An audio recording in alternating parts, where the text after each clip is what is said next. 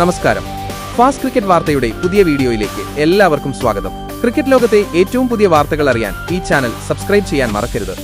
അടുത്ത വർഷം നടക്കാനിരിക്കുന്ന ICC ഏകദിന ലോകകപ്പ് ഇന്ത്യൻ ടീമിനെ സംബന്ധിച്ച് ഏറെ സ്പെഷ്യലാണെന്ന് തന്നെ പറയേണ്ടിവരും. കാരണം ഒരുപാട് പ്രത്യേകതകളെ തുടർന്ന് ആരാധകർ ആവേശത്തോടെ ഉറ്റുനോക്കുന്ന ടൂർണമെന്റാണിത്. ഇതിൽ ആദ്യത്തേത് ഇതിഹാസ ബാറ്റർമാരും മുൻ നായകരുമായ രോഹിത് ശർമ്മ, വിരാട് കോഹ്ലി എന്നിവരുടെ വിരമിക്കൽ ടൂർണമെന്റായിരിക്കും ഇതെന്നതാണ്. നിലവിൽ ഏകദിനം മാത്രം കളിക്കുന്ന ഇരുവരുടെയും സ്വപ്നം അടുത്ത ലോകകപ്പ് നേട്ടത്തോടെ പടിയിറങ്ങുകയാണ്. അതുകൊണ്ട് തന്നെ ഇരുവരുടെയും ആരാധകർ അടുത്ത ലോകകപ്പ് വൻ ആഘോഷമാക്കി മാറ്റുമെന്നുറപ്പാണ്. ഇന്ത്യൻ കോച്ച് ഗൗതം ഗംഭീറിന്റെ അവസാന ചാലഞ്ചും ഇതാണ്. ലോകകപ്പോടെയാണ് അദ്ദേഹത്തിന്റെ കരാർ അവസാനിക്കുന്നത്.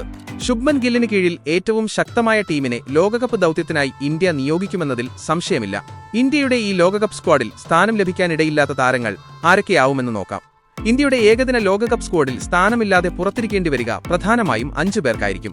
ഋഷഭ് പന്ത്, മലയാളി സൂപ്പർ താരം Sanju Samson, veteran star allrounder Ravindra Jadeja, Nitish Kumar Reddy, Ruturaj Gaikwad എന്നിവരാണ് ഇന്ത്യൻ ടീമിൽ കാണാനിടയില്ലാത്ത താരങ്ങൾ. സഞ്ജു സാംസണെയും ഋഷഭ് പന്തിനെയും പോലെയുള്ള പ്രമുഖ താരങ്ങൾ പുറത്താവുമെന്ന സൂചന ആരാധകർക്കിടയിൽ വലിയ ചർച്ചകൾക്ക് വഴിവെച്ചേക്കാം. പ്രത്യേകിച്ച് സഞ്ജുവിന്റെ കാര്യത്തിൽ ആരാധകർക്ക് വലിയ പ്രതീക്ഷയുണ്ട്. ഏകദിനത്തിൽ ഫസ്റ്റ് ചോയ്സ് വിക്കറ്റ് കീപ്പറുടെ റോൾ KL രാഹുലിൽ ഭദ്രമാണ്. നിലവിൽ ഈ റോളിലേക്ക് അദ്ദേഹത്തിന് ആരും തന്നെ ഭീഷണി ഉയർത്തുന്നില്ല.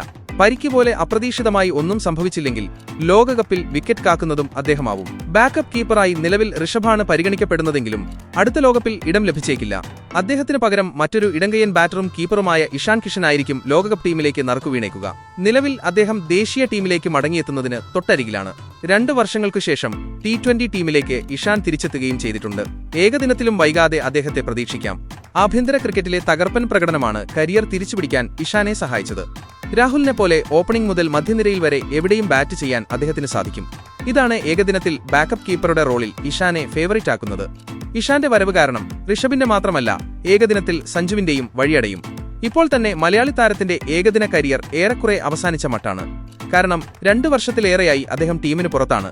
2023-ൽ സൗത്ത് ആഫ്രിക്കയുമായുള്ള മത്സരത്തിൽ മാച്ച് വിന്നിംഗ് സെഞ്ചുറി കുറിച്ച ശേഷം സഞ്ജുവിന് അവസരം ലഭിച്ചിട്ടില്ല. ഇനിയൊരു കോൾ ലഭിക്കുമോയെന്നതും സംശയമാണ്. ജഡേജയുടെ കാര്യമെടുത്താൽ പ്രായം 37ലേക്ക് കടന്നുകഴിഞ്ഞു. അടുത്ത ലോകകപ്പാവുമ്പോഴേക്കും അദ്ദേഹം 39-ലെത്തും.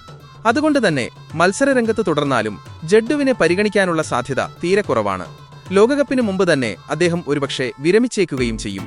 നിതീഷിന് പ്രായം പ്രശ്നമല്ലെങ്കിലും ഓൾറൗണ്ടർ എന്ന നിലയിൽ ഇപ്പോഴും വിശ്വസ്തനല്ല. ശരാശരി ബാറ്ററും മോശം ബൌളറുമാണ് ഇപ്പോൾ അദ്ദേഹം. നിലവിലെ സാഹചര്യത്തിൽ അടുത്ത ലോകകപ്പിൽ നിതീഷിന് ഇടമുണ്ടാവില്ല. അവസരം ലഭിക്കുമ്പോഴെല്ലാം നല്ല പ്രകടനം പുറത്തെടുത്തിട്ടും ടീമിൽ സ്ഥാനമുറപ്പിക്കാനായിട്ടില്ലാത്ത ഋതുരാജിനെ അടുത്ത ലോകകപ്പിൽ കാണാനിടയില്ല. വല്ലപ്പോഴും മാത്രം ടീമിൽ വന്നുപോകുന്നയാളായി അദ്ദേഹം മാറിയിരിക്കുകയാണ്.